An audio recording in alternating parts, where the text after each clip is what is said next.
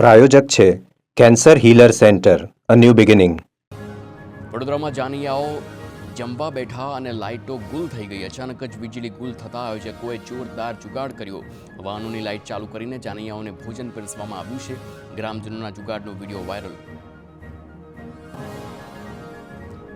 સુરતની લાજપોર મધ્યસ્થ જેલના કેદીઓને મહાકુંભનું પવિત્ર ગંગા સ્નાન કરવા મળ્યું છે. કેદીઓ માટે મહાકુંભનું ગંગાજળ જેલમાં લાવવામાં આવ્યું. લાજપોર મધ્યસ્થ જેલના તમામ કેદીઓને પ્રયાગરાજ મહાકુંભના પવિત્ર ગંગાજળ આપવામાં આવ્યું છે. 3400 કેદીઓ સાથે જેલમાં ફરજ બજાવતા સ્ટાફને પણ ગંગા નદીના પવિત્ર જળ ભરેલો કળશ અને ચીકીનો પ્રસાદ આપવામાં આવ્યો.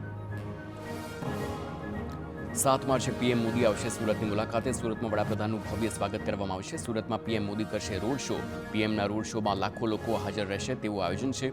નીલગિરી ગ્રાઉન્ડમાં લોકાર્પણના કાર્યક્રમમાં હાજરી આપશે પીએમ મોદી. પીએમ મોદીના કાર્યક્રમના સ્થળની કેન્દ્ર પ્રધાન સી આર પાટીલે સમીક્ષા કરી.